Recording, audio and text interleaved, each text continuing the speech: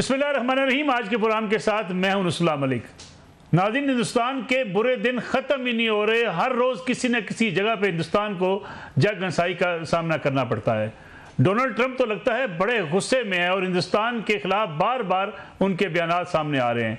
अब Donald Trump ने एक बार फिर तस्दीक की है कि हिंदुस्तान के 5 त्यारे मार गिराए गए। पाकिस्तान ने उनके 5 त्यारे मार गिराए। हिंदुस्तान इस वक्त भी निगेशन की सोच में बैठा हुआ है, कभी तरदीद करता है, कभी तस्दीक करता है, लेकिन आलमी सतह पे उसे इस वक्त शदीद तन्हाई का सामना है। आज के प्रोग्राम में इस पर भी बात करेंगे कि आखिर हिंदुस्तान अपनी शिकस्त को तस्लीम करने से इनकारी क्यों है।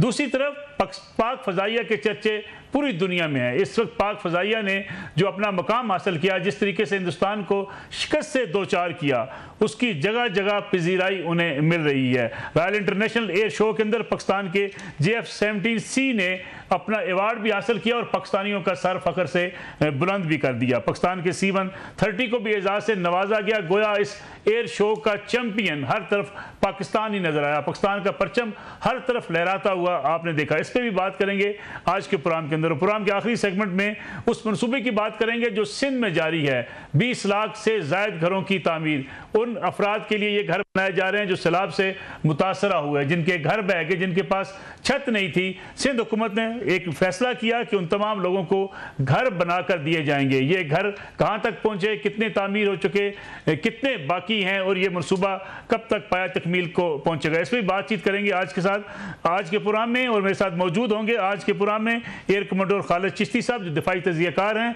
जबकि उनके साथ तशरीफ रखती हैं डॉक्टर हुमा बकाई जो इंटरनेशनल अमूर की माहिर हैं। और हमारे साथ आज मौजूद हैं चीफ एग्जीक्यूटिव ऑफिसर SPHF जनाब खालिद शेख साहब। खालिद चिश्ती साहब, ये बताइएगा कि डोनाल्ड ट्रंप की अगर बात की जाए, अमरीकी प्रेसिडेंट तो कहीं रुकने का नाम ही नहीं ले रहे। जब भी उन्हें मौका मिलता है हिंदुस्तान के खिलाफ कोई ना कोई ऐसी बात कहते हैं कि हिंदुस्तान को जो है वो बड़ी शदीद किस्म की जग घंसाई का सामना भी करना पड़ता है।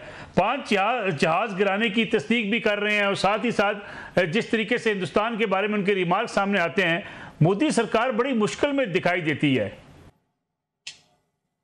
जी, बहुत शुक्रिया रसूलुल्लाह साहब मुझे इनवाइट करने का।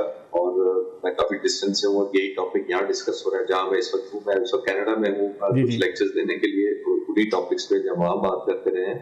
और यहाँ भी लोग यही पूछते हैं और बल्कि कल शाम को मुझसे यहाँ पे कैनेडियन पाकिस्तानी ये पूछ रहे थे कि अब आपका काम थोड़ा आसान हो जाएगा, क्योंकि आप बड़े अरसे से कह रहे हैं कि हमने जहाज मारे हैं, लेकिन अब अमरीकी सदर ने कह दिया तो अब थोड़ा सा आप पे बर्डन कम हो जाएगा। तो मैं समझ रहा था और मैंने उनसे यही कहा कि आई होप सो कि अमरीकी सदर हमारी मदद को आ गए हैं। और ये भी अब उन्होंने ही डाटा दे दिया कि 5 जहाज मारे हैं। इट डज नॉट मैटर कितने मारे, लेकिन उन्होंने कंफर्म कर दिया। तो मेरा ख्याल है कि हिंदुस्तान के लिए ग्रेसफुल एग्जिट, जिसको मैं कहता हूँ, वो ले लेना चाहिए। तो बहुत बड़ी एयरफोर्स है, बड़ी काबिल एयरफोर्स है, बहुत अच्छे फाइटर जहाज हैं, गलतियां हो गई हैं। तो मेरा ख्याल है मान के उनको आगे चलना चाहिए। आपने नोट किया होगा बचपन से बड़े होने तक, मैं तो अपने बारे में कह सकता हूँ कि जब भी झूठ बोलते थे तो उससे डबल या ट्रिपल एफर्ट करनी पड़ती थी उस झूठ को छुपाने के लिए। तो मेरा ख्याल है कोशिश ये करनी चाहिए कि जब एक रियलिटी है, पाक फ़ज़ाइया ने बहुत रिस्पॉन्सिबिलिटी से ये किया था क्लेम। और एक एक जहाज को, जब मैं पाकिस्तान से भी इस तरह की बातें कर रहा था टेलीविजन चैनल्स पर, तो वो एक एक जहाज वेल कैलकुलेटेड, वेल रिसर्च और वेल डॉक्यूमेंटेड होने के बाद उन्होंने ये क्लेम किया था। यूसुफ भी हमने वैसे ही क्लेम नहीं कर दिया था कि बाद में एम्बैरेसमेंट हो रहा, विड्रॉ करना पड़ेगा क्लेम। तो मेरा ख्याल है, और आपने नोट किया होगा नसरुल्लाह साहब के chief of defence staff Hindustan के हों, अनिल चौहान साहब हों, उनके जयशंकर साहब हों, उनके डिप्लोमेट्स हों, अब वो आहिस्ता आहिस्ता वन वे और दी अदर अपना नुकसान मानना शुरू होते हैं। लेकिन अफसोसनाक बात यही है, और जंग के दौरान भी मैं यही अर्ज करता था कि जब आप इतनी लोगों के ज़हनों में हाइप क्रिएट कर देते हैं, आप एक्सपेक्टेशन बढ़ा देते हैं, वॉर मॉन्गरिंग का एक माहौल बना देते हैं, तो फिर या तो आप उनको मिशन ऑब्जेक्टिव या वॉर ऑब्जेक्टिव अपनी कौम को अचीव करके दिखाएं। और 1.4 बिलियन पॉपुलेशन है, थोड़ी पॉपुलेशन भी नहीं। सब जंग नहीं चाहते, तो बिल्कुल नहीं चाहते होंगे। मेजोरिटी ऑफ हिंदुस्तानी वो भी अमन से रहना चाहते होंगे। लेकिन जब आप अपनी एक्सपेक्टेशन बढ़ा देते हैं और आपका वजीर आज़म ये नारे लगाए कि खून और पानी इकट्ठे नहीं बहेंगे, ऐसा सबक सिखाएंगे, फलाह हो जाएगा, पता नहीं मेरी गोली खा लो, आई डोंट नो कितना कुछ, अगर एक वजीर आज़म ये कहना शुरू कर दे तो लोगों की एक्सपेक्टेशन इस हद तक हो जाती है। फिर वो डिमांड करते हैं आपसे, वो तवक्को करते हैं कि आप उस तरह की कॉरेस्पॉन्डिंग रिजल्ट भी दिखाएं। बिकॉज एक चीज नसरुल्लाह साहब हमने ज़हन में रखना चाहिए कि जो ऑफेंस करता है उसके पास इनिशिएटिव होता है, उसके पास सरप्राइज होता है, उसकी कैपेबिलिटी तैयारी बेहतर होती है डिफेंस करने वाले से। जब आप ये करते हैं तो आपको याद रखना चाहिए कि आपने जो ऑब्जेक्टिव्स अचीव किए हैं और जो लोगों के ज़हनों में तुरु करें वो अचीव कर पाएंगे या नहीं कर पाएंगे। और अब कंक्लूजन ये है मेरी तरफ से ये इस सब्जेक्ट के ऊपर कि अगर आप नहीं कर पाए तो आई थिंक ग्रेसफुल मान लें, लेकिन क्योंकि पॉलिटिकली मोटिवेटेड था सारे का सारा एजेंडा अब साबित होता जा रहा है तो पॉलिटिकल नुकसान बहुत होगा। अगर कोई शायद मिलिट्री के कमांडर पर होता तो मान जाते, लेकिन अब वो मानना ही नहीं चाहते भी होंगे तो मान नहीं पा रहे क्योंकि उन्होंने लोगों की उम्मीदें इतनी बढ़ा दी। लेकिन चिश्ती साहब, जिस तरीके से इस वक्त कुछ खबरें सामने आई हैं कि वहाँ की जो मिलिट्री लीडरशिप है और वो मोदी सरकार है जो उनके माबैन भी इख्तलाफात हैं, उसकी बुनियादी वजह क्या हो सकती है? क्या पॉलिटिकल डिसीजन किए गए, उनकी जो मिलिट्री लीडरशिप है वो इत्मीनान में नहीं थी? वजह क्या हो सकती है? फिर जिस तरीके से आपने कहा कि इस चीज़ को ज़्यादा देर तक छुपाया नहीं जा सकता था, क्या यही वजह है कि हिंदुस्तान इस वक्त आलमी सतह पे जो है शदीद तनाही का शिकार में नजर आता है, या इसके कोई पॉलिटिकल जो है बैकग्राउंड्स हैं? नसरुल्लाह साहब, मैं आधा मिनट लेके आपको एक हिस्ट्री से एक रिफ्रेश करता चलूं। एक जो डाटा है 1954 से 1975 तक अमेरिका और वियतनाम के दरमियान जंग हुई जी। उसमें 33 लाख वियतनामी मारे गए थे इस 21 साल की जंग में, और सिर्फ 58,000 33 लाख के मुकाबले में अमेरिकी मारे गए थे 58,000। अमेरिका फिर भी जंग हार गया था। उसकी वजह ये थी कि अमेरिका उस वक्त कोल्ड वॉर चल रही थी और ऑब्वियसली सोवियत यूनियन के खिलाफ थी। उस वक्त ज्यादा से ज्यादा रीजनल हेजेमनी चाहिए थी, रेलेवेंस रखना चाहता था, डोमिनेंस रखना चाहता था। अमेरिका जंग इसलिए लड़ रहा था, लेकिन वियतनामी लड़ रहे थे ये जंग अपनी सॉवरेनिटी के लिए और आजादी के लिए और अपनी कॉज के लिए। अब आप नोट करें, एक छोटा सा मुल्क जिसकी वही इस पोजीशन थी, पाकिस्तान की भी वही पोजीशन थी इतने सालों बाद। हम कोई रीजनल हेजेमनी के लिए नहीं लड़ रहे थे हिंदुस्तान के, हम डोमिनेंस के लिए नहीं लड़ रहे थे, हम अमेरिका के साथ रेलेवेंस नहीं रहना चाहते थे। पाकिस्तान के लोग लड़ रहे थे अपनी सॉवरेनिटी के लिए और अपनी बका के लिए और आने वाली नस्लों के लिए। तो जब आपकी कॉज जस्टिफाइड होती है, मेरा ये हमेशा से मानना ये है कि जब आपकी कॉज जस्टिफाइड होती है किसी जंग के लिए तो वॉर जस्टिफाइड होती है, और जब आपकी वॉर जस्टिफाइड होती है तो आपकी फोर्सेस की परफॉर्मेंस जस्टिफाइड होती है। तो आपने देखा कि पाकिस्तान के मुसल्लह अफवाज backed obviously fully supported by Pakistani लोगों के, अब हमारी कॉज भी जस्टिफाइड थी, हमारी वॉर भी जस्टिफाइड थी, हमारी परफॉर्मेंस अल्हम्दुलिल्लाह विद ग्रेट ह्यूमैनिटी जस्टिफाइड थी। जब पॉलिटिकल मोटिवेटेड आप एजेंडा रखते हैं तो फिर पॉलिटिकल मोटिवेटेड एजेंडा के पांव नहीं होते क्योंकि कॉज नहीं होती, आपका एजेंडा बेनिफाइड होता है। आपने खुद देखा, एक बयान आया था अभी chief of defence staff Chauhan साहब ने कहा था कि अंग्रेजी में उन्होंने कहा था कि हम यूनिफॉर्म में लोग सिविलियन से ज्यादा रैशनैलिटी से फैसले करते हैं। अब आप बताइए किसकी तरफ वो फैसले इशारा कर रहे थे? उसको कहना ये चाह रहे थे कि पॉलिटिकल लोग जो होते हैं, जो सिविल में होते हैं, मैं ओवरऑल मैं नहीं एग्री कर रहा, लेकिन उन्होंने खुद कहा कि हम ज्यादा रैशनल होते हैं। इसका मतलब ये है कि बाकी लोग रैशनल नहीं है। और वो किसकी तरफ इशारा कर रहे थे? No less than the prime minister of India, अगर हम बात भी करें तो। और इसके अलावा भी आपने नोट किया होगा, उनको डिफेंड करना इतना मुश्किल हो रहा है। जो लॉसेस हुए हैं, कभी वो कहते हैं होते रहते हैं, कभी वो कहते हैं हमारे टैक्टिक्स फॉल्टी थे, कभी कहते हैं हमने कमबैक बड़ा अच्छा किया था। तो आप नोट कर लें, उनसे डिफेंड हो नहीं पा रहा बिकॉज कॉज जस्टिफाइड नहीं। ठीक हो गया जी सर, मैं आपको वापस आता हूँ। डॉक्टर हुमा बुकाई साहबा, अगर हम सादा लफ्जों में बात करें तो अमेरिकी प्रेसिडेंट डोनाल्ड ट्रंप का ये गुस्सा खत्म क्यों नहीं हो रहा इंडिया के हवाले से? देखिए जी, डोनाल्ड ट्रंप साहब का गुस्सा सिर्फ इंडिया पे तो नहीं है, उनका गुस्सा हर नॉन कंप्लायंट लीडर पे है। अभी आज उन्होंने एक स्टेटमेंट दिया कि ज़ेलेंस्की को, यूक्रेन के जो लीडर हैं उनको वो हटा देंगे। ठीक। फिर वो प्यूटन से भी बहुत नाराज हैं। अब तो ये है कि अभी जो चर्च पे हमला हुआ उसके बाद उन्होंने इजरायली प्राइम मिनिस्टर को भी सुनाए डांटा है, और उसके बाद इजराइल की शायद पहली दफा एक अपॉलॉजी आई है, और उन्होंने कहा कि हम ये, मतलब जाहिर है इजराइल तो तबादुल के साथ झूठ बोलता है, लेकिन all of this has happened जहां पर एक सर्टन तरीके से वो दुनिया को चलाना चाह रहे हैं और एक सर्टन तरीके से दुनिया में नए डायनामिक्स इमर्ज हो रहे हैं। बिल्कुल ठीक। इंडिया का सबसे बड़ा मसला ये है कि इंडिया जो है वो शिफ्टिंग ग्राउंड पे खड़ा है। इंडिया तकरीबन कोई 10 साल से एक खेल खेल रहा था, वो वेस्ट को इंगेज करता था, हार्ड हेजिंग करता था, और अपने मफाद जो है वो ईरान से भी बनाए रखता था, रशिया से भी बनाए रखता था, और अमेरिका उसको इसकी तकरीबन इजाजत देता था। अब सूरत हाल ये हुई है कि इंडिया एक्सपोज हुआ है, और इतनी बुरी तरह एक्सपोज हुआ है कि ट्रम्प की हुकूमत भी उन्हें कॉल आउट कर रही है, एससीओ भी उन्हें कॉल आउट कर रहा है, हद तक कि क्वाड भी खामोश है, क्योंकि जो उनका मौक़िफ़ था उसके कोई बायस नहीं रहे, क्योंकि तवातुर के साथ पाकिस्तान ने अपना केस बिल्ड किया, और जो ये इन्होंने एक फॉग क्रिएट की हुई थी टेररिज्म की डिबेट के अराउंड कि कुछ भी करो, एक फॉल्स फ्लैग ऑपरेशन करो और फिर पाकिस्तान पे उंगली उठाओ और पूरी दुनिया हमारे साथ मिलकर पाकिस्तान के पीछे पड़ जाए, वो बैकफायर हुआ। वो कमिटमेंट ट्रैप जो है तकरीबन मोदी साहब के गले पड़ गया। अभी फिर बिहार के इलेक्शन से उन्होंने ये पहलगाम का खेल शुरू किया, जो लिटरली अब उनके गले पड़ गया है। मेरा ज़ाती ख्याल है नसरुल्लाह साहब के हर एक लीडर होता है किसी मुल्क का, एक लाइफ स्पैन होता है। मेरा ख्याल है कि मोदी साहब की सियासी अरूज के दिन जो हैं वो पूरे हो चुके और अब वो सियासी जवाल का शिकार हैं, और ये बहुत बड़ा फैसला इंडियन इलेक्टोरेट को करना है कि एक ऐसा शख्स जो तवातुर के साथ इंडिया की स्टैचर को और इंडिया के मकाम को इंटरनेशनल कम्युनिटी में इस तरह का नुकसान पहुंचा रहा है कि अब इंडिया जो है वो ब्रिक्स और एससीओ में भी कॉल आउट हो रहा है। और अभी आज की खबर है मालदीव का बिल्कुल झुकाव है तो चाइना की तरफ, जो इंडिया की तरफ से सूरत हाल बनी है। बांग्लादेश की सूरत हाल आपके सामने है, श्रीलंका की सूरत हाल आपके सामने, पाकिस्तान तो जाहिर है जो प्रोटैगनिस्ट स्टेट है।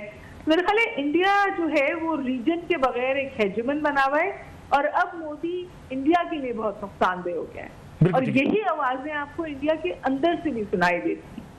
सीरियस पुशबैक है। अभी जो हमारी गुफ्तगू हो रही है और जो ये ट्रम्प का स्टेटमेंट आया है, इससे मंडे को उनके यहाँ बहुत सीरियस इजलास कॉल हो गया, क्योंकि ना तो वो बाहर अपने आप को डिफेंड कर पा रहे ना अंदर। उनको अब पता है, उनके जो लोग हैं कहते हैं मोदी म्यूट, यानी मोदी जो है वो म्यूट पर, उनके पास कोई डिफेंस मैकेनिज्म नहीं रहा है अपने आप को इस सूरत हाल से बाहर निकालने का। Pakistan is on a winning streak, और अहम है कि पाकिस्तान सिर्फ इस विनिंग स्ट्रीक को मिलिट्री तक महदूद ना करे, अपने आप को माशी फ्रंट पे भी करे, because that is the real front in today's world. एक बात और नसरुल्लाह साहब कहना चाहती हूँ, जी इंडिया खामोश नहीं बैठा है, ये भी शायद हमें समझना चाहिए।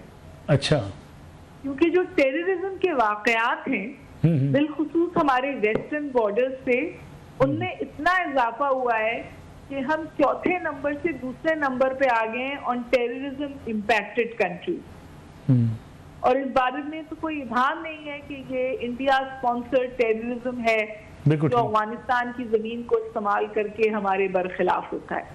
तो ऐसा नहीं, और इंडस वाटर ट्रीटी भी अभी तक अबायंस में है। हो सकता है कि इंडिया खामोश हुआ है, लेकिन क्या इंडिया पाकिस्तान को नुकसान पहुंचाने से बैक ऑफ हुआ है, वहां मैं नहीं समझती कि ऐसी कोई पेशरफ्त है। प्रोग्राम में एक बार फिर खुशामदीद। चिश्ती साहब, जो अभी डॉक्टर हुमा बुकाई बात कर रही हैं कि हिंदुस्तान खामोश है लेकिन नुकसान पहुंचाने से पाकिस्तान को बाज नहीं आएगा, दूसरा ये बताइएगा कि हिंदुस्तान ने चले मिस कैलकुलेशन कर ली हमारे हवाले से, उसे इस रिस्पांस की तवक्को नहीं थी, अमेरिकन को भी ये मिस कैलकुलेशन होगी? ये देखिए, बहुत दुनिया को सरप्राइज हुआ है, चाहे किसी को प्लेजेंट हुआ हो चाहे अनप्लेजेंट हुआ हो, कोई भी मुल्क पाकिस्तान को ये इतना हिटबैक या इतना क्विक रिस्पांस, इतना इफेक्टिव, पावरफुल और फोकस्ड रिस्पांस देने की तवक्को नहीं कर रहे थे।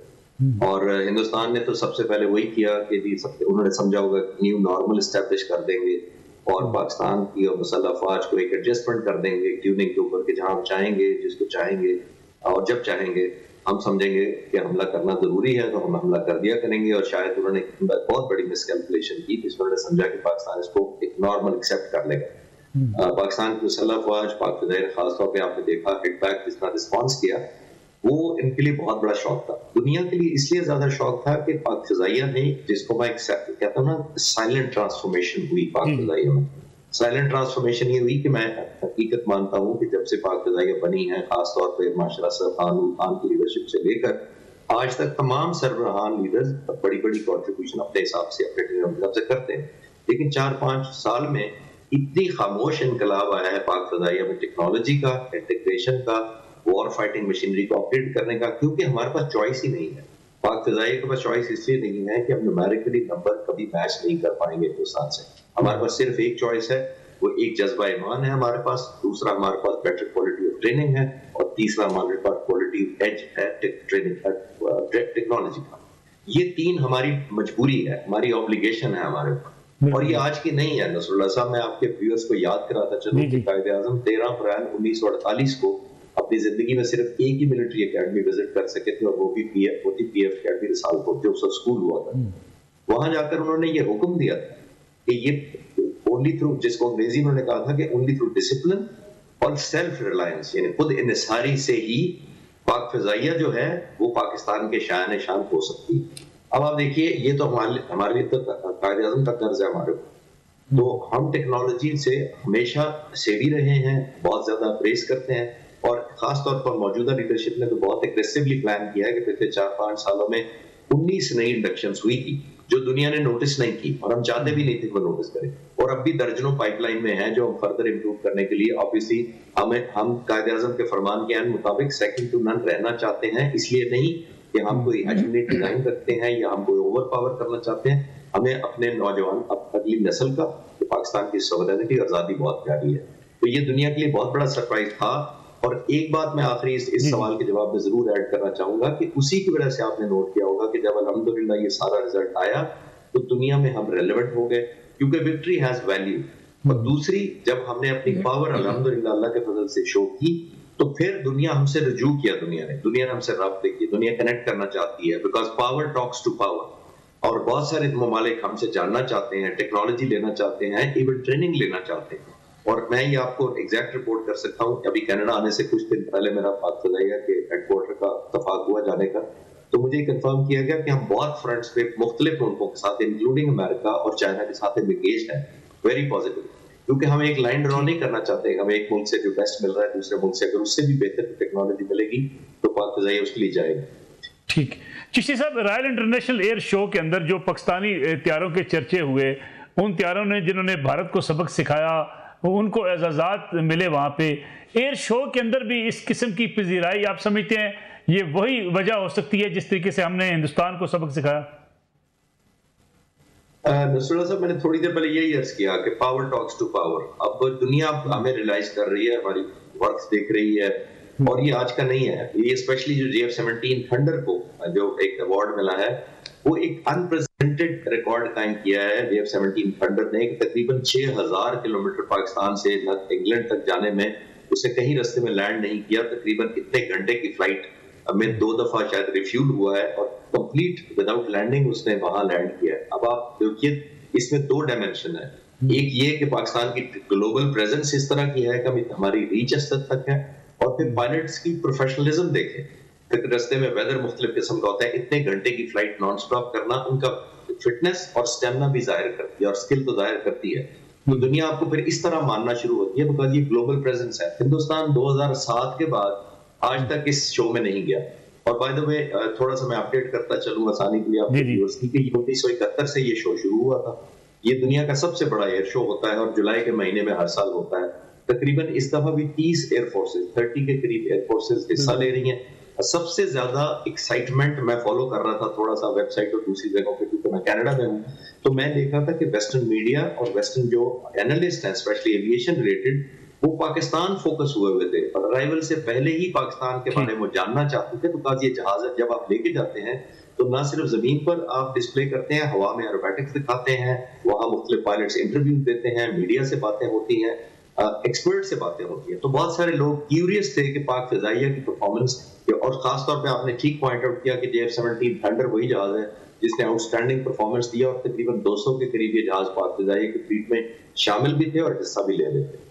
चिश्ती साहब, अगर यानी मैं आपसे ये पूछूं कि क्योंकि फ़ज़ाइया का जो त्यारा होता है, जंगी त्यारा, बड़ी स्पीड में वो चलता है, लेकिन इस 6 घंटे की परवाज़ उसी स्पीड से जो है वो मेंटेन रखी जाती है, या इस लंबी परवाज़ के लिए त्यारा जो है कुछ स्पीड कम करके सफ़र करता है? नसरुल्लाह साहब, इसमें ये होता है कि अगर आप एक कॉम्बैट स्पीड जो होती है वो बहुत हाई स्पीड होती है, डिपेंड करता है मिशन क्या है कॉम्बैट का, वो ऑलमोस्ट क्लोज टू सुपरसोनिक उड़ी जाती है ताकि दुश्मन के जहाजों की नजर में ना आए, और अगर आए तो वो खैरियत से बच निकलने में कामयाब हो जाए। जब ये एक जगह से दूसरे मुल्कों पर जाता है, हम इसको फेरी फ्लाइट कहते हैं, यानी आपने एक जगह से दूसरी जगह ट्रेवल करना होता है, बिकॉज ये नॉन कॉम्बैट सिचुएशन है, तो इसके अंदर क्रूज स्पीड रखी जाती है। Cruise is less than, definitely less than supersonic speed, और उसकी वजह ये होती है कि जितना आप स्पीड ज्यादा करेंगे और हाई स्पीड या सुपरसोनिक जाएंगे, जहाज की फ्यूल कंजप्शन बहुत बढ़ जाती है। तो क्रूज में एक ऑप्टिमम स्पीड होती है जिसके अंदर आपकी ड्यूरेशन भी अच्छी रहती है, यानी कि आप अच्छे कम वक्त में कवर करते हैं, लेकिन इतनी ज्यादा स्पीड नहीं करते कि आपको फ्यूल की शॉर्टेज या दोबारा रिफ्यूल करना पड़े। तो ये क्रूज स्पीड कहते हैं, जो मोस्ट इकोनॉमिकल स्पीड होती है, ये फाइटिंग स्पीड से कम होती है। खालिद चिश्ती साहब, बहुत बहुत शुक्रिया प्रोग्राम में वक्त देने के लिए आपको। इसलिए आज से भी शुक्रिया, आप कनाडा के अंदर मौजूद है, वहाँ इस वक्त बहुत अर्ली मॉर्निंग है और इस वक्त उठ के आपने हमें टाइम दिया। नाज़रीन, अभी ब्रेक का वक्त हुआ है, ब्रेक से वापस आएंगे तो बात करेंगे सिंध में जारी दुनिया के सबसे बड़े हाउसिंग मनसूबे की, जहाँ सैलाब मुतासिरीन के लिए 20 लाख घरों की तामीर का सिलसिला जारी है। उस पर बातचीत करने के लिए हमारे साथ मौजूद होंगे chief executive officer SPHF Khalid Sheikh साहब। उनसे पूछेंगे कि मनसूबा कहाँ तक पहुँचा, शफाफियत किस हद तक है और ये इस मनसूबे को कहाँ तक आगे बढ़ाया जा सकता है। वापस आते हैं एक ब्रेक के बाद। प्रोग्राम में एक बार फिर खुशामदीद। खालिद शेख साहब, बहुत बहुत शुक्रिया प्रोग्राम में वक्त देने के लिए। SPHF के इस मनसूबे के बारे में ये कहा जाता है कि ये दुनिया का सबसे बड़ा हाउसिंग प्रोजेक्ट है। किस लिहाज से, क्या ये फंड्स के लिहाज से या घरों की तादाद के लिहाज से इसको दुनिया का सबसे बड़ा मनसूबा कहा जाता है? थैंक यू मलिक साहब, पहले तो आपका शुक्रिया कि आपने अपने प्रोग्राम में मुझे मदद किया। देखिए, ये दोनों एतबार से दुनिया का सबसे बड़ा प्रोजेक्ट है। वो इस तरह से कि दुनिया में सबसे ज्यादा घर किसी ने अगर पोस्ट डिजास्टर बनाए हैं तो वो नेपाल है, जिसने तकरीबन 7-7.25 लाख घर बनाए थे 5 सालों में, और ये बात है 2012 की तकरीबन। उसके बाद गवर्नमेंट ऑफ सिंध का जो ये मनसूबा है, ये तकरीबन 20 लाख घरों की तामीर का मनसूबा है, और ये तकरीबन $2 अरब की मालियत का मनसूबा है। तो इस तरह से आप ये समझ लें कि ये दुनिया का सबसे बड़ा रिहायशी मनसूबा है, जिसे हम बहालिए घर कहते हैं, यानी जिसमें हम 20 लाख घर बनाकर दे रहे हैं लोगों को, वो उन लोगों को जिनके घर 2022 के सैलाब में मुतासिर हुए थे और जो लोग बेघर हो गए थे। मैं इसमें अर्ज करूँ कि ये इतना बड़ा सानिया था कि 2022 में 20 लाख घर डैमेज हुए और तकरीबन 1.5 करोड़ लोग जो हैं वो उन्हें बेघर होना पड़ा। तो इस लिहाज से ये दुनिया का सबसे बड़ा रिहायशी मनसूबा है। खालिद साहब, ये जो घर बने हैं जिनको हमने भी देखा है, इनके डिज़ाइन जो है बड़े खूबसूरत भी हैं, ये डिज़ाइन आपने दिए हैं या खुद लोगों ने जो है अपनी मर्जी के तहत डिज़ाइन बनाए हैं? फिर इसकी कंस्ट्रक्शन आपकी जिम्मेदारी थी या लोगों ने आज खुद ये घर तामीर किए हैं, हुकूमत ने बस फंड्स फराहम किए हैं? ये आपने बड़ा दिलचस्प सवाल किया है। लोगों ने जो घरों को जिनका फ्रंट बनाया है और एक्सटीरियर जो बनाया है वो अपनी मर्जी से बनाया है। जो गवर्नमेंट ऑफ सिंध का स्ट्रक्चर है वो इस तरह से था इस प्रोजेक्ट के हवाले से कि हमने लोगों को रेजिलिएंट गाइडलाइंस दी थी, यानी लोगों को ये बताया था कि आपने बुनियाद कितनी गहरी होनी चाहिए, बुनियाद से कितने ऊपर तक आपने दीवार लेकर जानी है या फाउंडेशन लेकर जानी है। हमारी रेजिलिएंट गाइडलाइंस ये थी कि कम से कम 2 फीट जमीन के नीचे और 3 फीट ऊपर जो सतह ज़मीन है उससे ऊपर आपने प्लेटफॉर्म बनाना है, ताकि वो आने वाले मौसमों में और आने वाले सैलाबी सूरत को बर्दाश्त कर सकें। तो इस तरह हमारी 10-12 मुख्तलिफ गाइडलाइंस हैं कि छत का स्लोप कितना होना चाहिए, इसमें परनाले एक नहीं परनाले 2 होने चाहिए ताकि छत पर पानी जमा ना हो। इस तरह की मुख्तलिफ गाइडलाइंस हमने उन्हें दी, और साथ साथ हमने IPs हायर किए, NGOs हायर की, जो कि उनको ट्रेन भी कर रही थी और उनको सुपरवाइज भी कर रही थी। लेकिन घर बनाने का सारा जो एक्सटीरियर है और स्ट्रक्चर है वो IP बेस्ड ही है, बेनिफिशियरी बेस्ड ही है। इसलिए ये बात समझना बहुत ज़रूरी है कि इसमें कोई कॉन्ट्रैक्टर इन्वॉल्व नहीं है। अच्छा। हमने स्ट्रक्चर इस तरह से बनाया कि हमने स्टेप अप पेमेंट्स जो हैं वो रखी इस प्रोजेक्ट में, कि प्लिंथ की पेमेंट हमने पहले 75,000 की, जिसके बाद वो बेनिफिशियरी का अकाउंट भी हमने खोला, उसके अकाउंट में पैसे डायरेक्ट ट्रांसफ़र किए, जिसके बाद उसने जाना था बैंक में, अपने पैसे विड्रॉ करने थे और उसके बाद उसने बाजार जाके मटेरियल खरीदना था, लेकिन सुपरविजन हमारी एनजीओ की टीम ने और एसपीएचएफ की इंजीनियरिंग टीम ने करनी थी। ठीक है खालिद साहब, लेकिन खालिद साहब यह सवाल ये पैदा होता है कि हमारे यहाँ ऐसे मंसूबे जब आते हैं उसमें शफाफियत एक बहुत बड़ा मसला होता है। जो आपने आइडेंटिफाई किए इलाके, उनकी आइडेंटिफाई की वेरिफिकेशन जिस तरीके से की, क्या ये मुमकिन हो सका है कि शफाफियत आप इसकी 100% मेक श्योर कर सकें कि जो वाकई मुतासा घर था उसी का घर बना, उसी को पैसे मिले? जी जी जी, ये मैं आपको 100% एश्योरेंस के साथ ये बात कह रहा हूँ। देखिए, पहले इस प्रोजेक्ट का सर्वे हुआ जिसमें एनडीए में, पीडीए में डिप्टी कमिश्नर्स की टीम और पाकिस्तान आर्मी की टीम, ये ज्वाइंट टीम गई और उन्होंने सर्वे किया। अच्छी बात इस प्रोजेक्ट की ये थी कि हमने उस वक्त भी एक मोबाइल बेस्ड सर्वे किया था, यानी वो सर्वे नहीं किया था जिसमें वो इंदराज करते हैं कागज़ में और इस तरह से करते हैं, बल्कि वो साइट पर गए और उन्होंने उनके कोऑर्डिनेट्स लिए और उनके सारे डेटा लीक किया उन्होंने। अच्छा, ये इस पर हमने इक्तफा नहीं किया। जब हमने ये प्रोजेक्ट शुरू किया तो वो डेटा सेट हमने लिया और उसके बाद जो हमने 5 NGOs हायर किए हैं, NRSP, SRSO, थरदीप, सेफको, हैंड्स, उनको हमने पाबंद किया कि सबसे पहले आपने वैलिडेट करना है। ठीक, उसके बाद उन्होंने वैलिडेशन की एक एक की। आपको ये सुनकर हैरत होगी कि 20 लाख और कुछ हज़ार पहले सर्वे में निकल गया है और दूसरे सर्वे में ये नंबर 19 लाख हो गया। अच्छा, तो ये एक शफाफियत है कि 1 लाख बेनिफिशियरीज में से कम हो गए इसलिए कि वो नहीं मिले वैलिडेशन में। तो जनरली तो आपने ये हिस्ट्री देखी है सर्विस की पाकिस्तान में कि नंबर बढ़ जाते हैं, लेकिन हमारे यहाँ नंबर कम हुए। उसके बाद यहाँ इत्तेफा नहीं हुआ, हमने दुनिया की 4 बड़ी ऑडिट फर्म्स इस प्रोजेक्ट में डाली हैं। अच्छा, अर्नेस्ट एंड यंग हमारा प्रोजेक्ट एग्जीक्यूशन पार्टनर है और हर बेनिफिशियरी की जो लिस्ट होती है, जो पहली किस्त जाती है, दूसरी किस्त जाती है, वो ज़रूरी है कि वो स्टीम के पास जाए, ENY के पास, और वो सारा वैलिडेट करने के बाद पूरी एक सर्टिफिकेट इशू करते हैं कि उन्होंने चेक कर लिया है, दोनों सर्विस देख लिए हैं और सारे जो उसके कवायद है वो चेक कर लिए हैं और वो they consider it fit for the disbursement. उसके बाद ही हम डिसबर्समेंट शुरू करते हैं। उसके बाद फिर हमारा KPMG है, इंटरनल ऑडिटर, जो चेक करता है हर क्वार्टर पर कि ये बेनिफिशियरीज ठीक हैं या नहीं है। और फाइनली PwC, जिसे हम फर्गूसन भी कहते हैं, ये भी बिग 4 ऑडिट फर्म्स में से एक है, वो फाइनली हर ईयर पे चेक करती हैं सारी लिस्टों को और सर्टिफिकेट्स इशू करती हैं। तो इस तरह के चेक एंड बैलेंस की बात मैं नहीं समझता कि कोई भी एक नाम या उसमें ऐड हो सकता है या उसमें डिलीट हो सकता है। खालिद साहब, आज के दिन तक अगर हम आपसे ये पूछें कि कितने घर बन चुके हैं, क्योंकि 2026 आपका टारगेट है, ये मनसूबा मुकम्मल होना है 20 लाख घरों का, क्या आप अपने टारगेट को आप अचीव कर पाएंगे? जी जी, देखें, अर्ज ये करूँ कि 6 लाख घर हमारे कंप्लीट हो चुके हैं, ठीक, 12 लाख घर हमारे अंडर कंस्ट्रक्शन है। इसका मतलब ये है कि ये जो 12 लाख हमारे घर अंडर कंस्ट्रक्शन है, ये तो अगले 6 महीने में कंप्लीट हो जाएंगे और इस दौरान में हम 5-6 लाख और घर ऐड कर देंगे इसमें। तो 17-18 लाख घर जो है वो हम अगले साल के अख्ताम पर तकरीबन कंप्लीशन के मराइल में होंगे। देखिए, इस तरह होता है कि अगर आप 95% भी अपना टारगेट अचीव कर लें तो बाकी जो छोटे छोटे इशूज रुके हुए होते हैं वो चलते रहते हैं, वो शायद 6 महीने साल चले, लेकिन मेजॉरिटी ऑफ हाउसेज जो है वो कंप्लीट हो चुके होंगे 2020 के एंड तक। शेख साहब, जो बेसिक फैसिलिटीज़ हैं इन घरों के अंदर, वो भी उसको मॉनिटरिंग आप करते हैं कि आपने तरजीहात मुकर्रर की हो कि भाई घर के अंदर ये वाशरूम आपने बनाना है, ये चीज़ें बनानी है, ये डायरेक्शन दी गई थी? जी जी, देखिए, इसमें हमने जो आप ये समझें कि जो सरदस्त चैलेंज था वो ये था कि इसमें वो लोग बेघर हो गए थे। तो बिलावल भुट्टो ज़रदारी साहब ने जब ये विजन लेकर आए कि इन सबके घर बनाने हैं, देखिए पाकिस्तान में इतना बड़ा मंसूबा किसी और लीडर ने आज तक नहीं शुरू किया, तो उनकी पहली प्रायोरिटी ये थी कि आप घर बनाकर उन्हें शेल्टर प्रोवाइड कर दें, जो काम हम बाहर खुद भी तकरीबन कर रहे हैं और कर भी लेंगे। लेकिन इसके साथ साथ अब वेरी रिसेंटली उन्होंने हमें ये कहा है कि इन तमाम विलेजेस की ये जो 20 लाख घर हैं, ये तकरीबन 43,000 गाँव पर मुश्तमिल हैं, 43,000 सेटलमेंट्स पर मुश्तमिल हैं।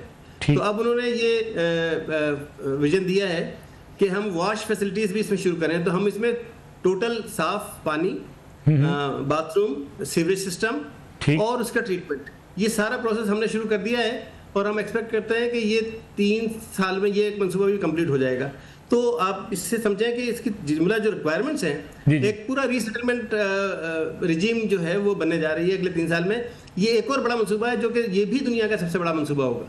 खालिद साहब, जो ज़मीन है, ये इस मनसूबे का एक इनफरादी पहलू ये भी है कि ये ख़वातीन के नाम पे घर होंगे, ज़मीन ऑलरेडी ख़वातीन के नाम पे थी, उनको ये फंड्स दिए गए या ज़मीन उन्हें मुंतकिल करवा ली अपने नाम पे? दूसरी, जो लैंड सरकारी, क्या लोगों की ज़ाती मलकियत भी है? अगर कहीं सरकारी लैंड है तो क्या हुकूमत वो उनको लैंड भी देगी? जी देखिए, जब हमने ये प्रोजेक्ट शुरू किया, जैसे हमने कहा कि इस हमारे प्रोजेक्ट की जो कामयाबी है वो उसकी डेटा गैदरिंग है। हमने बेतहाशा डेटा जो है वो गैदर किया है और इसमें हमने एक एक बेनिफिशियरी का जो स्टेटस है ज़मीन का वो हमें मालूम है, वो हमारे पास रिकॉर्डेड है। मिसाल के तौर पे 3 तरह के लोग हैं, 3 तरह की लैंड का स्टेटस है जिन पर बेनिफिशियरीज हमारे रहते हैं। एक तो वो अपनी ज़मीन पर रहते हैं, ये तो कोई इशू नहीं है, ठीक। दूसरा जो है वो है कि वो सरकारी ज़मीन पर रहते हैं। ये तादाद तकरीबन 9 लाख लोगों की है। तो 9 लाख ख़वातीन को लैंड टाइटल देने का फैसला गवर्नमेंट ऑफ सिंध ने कर लिया है और इसमें सब ख़वातीन को लैंड टाइटल दिए जाएंगे। उसमें पहली किस्त के तौर पर हम तकरीबन 3 लाख आइडेंटिफाई कर चुके हैं ख़वातीन को, जिनकी लैंड डिस्ट्रीब्यूशन सनद डिस्ट्रीब्यूशन जो है वो अंडर प्रोसेस है और तमाम सूबे के डिप्टी कमिश्नर्स जो हैं वो अपने अपने इलाके में ये लैंड टाइटल डिस्ट्रीब्यूशन जो है वो उसकी ये कैंपेन चला रहे हैं और उसको मैं समझता हूँ कि अगले 2 महीने में ये पहला फेज़ कंप्लीट हो जाएगा। तीसरी जो किस्म है लैंड टाइटल की वो ये है कि हमारे बेनिफिशियरी ना अपनी ज़मीन पर रह रहे हों और ना सरकारी ज़मीन पर रह रहे हों, बल्कि वो किसी और लैंड ऑनर की ज़मीन पर रह रहे हों। तो उसके लिए गवर्नमेंट ऑफ सिंध ने थ्रू कैबिनेट एक पॉलिसी बनाई है कि अगर वो लैंड ऑनर जिनकी पास ये ज़मीन है वो ज़मीन ट्रांसफ़र कर देते हैं हमारे बेनिफिशियरी को, या एटलीस्ट वो 10 साल का टेनेंसी एग्रीमेंट कर लेते हैं कि वो उन्हें बेदखल नहीं करेंगे, तो गवर्नमेंट ऑफ सिंध उनके घर भी बना के देगी। खालिद साहब, जो दीगर सूबे हैं, क्योंकि हमें बारिशों का, सैलाब का सामना रहता है, बहुत से घर जो है वो गिर जाते हैं बारिशों में, सैलाब में, पंजाब में, खैबर पख्तूनख्वा में, किसी दूसरे सूबे ने भी आपसे कंसल्ट किया कि इस किस्म का मनसूबा वहाँ भी शुरू किया जा सके?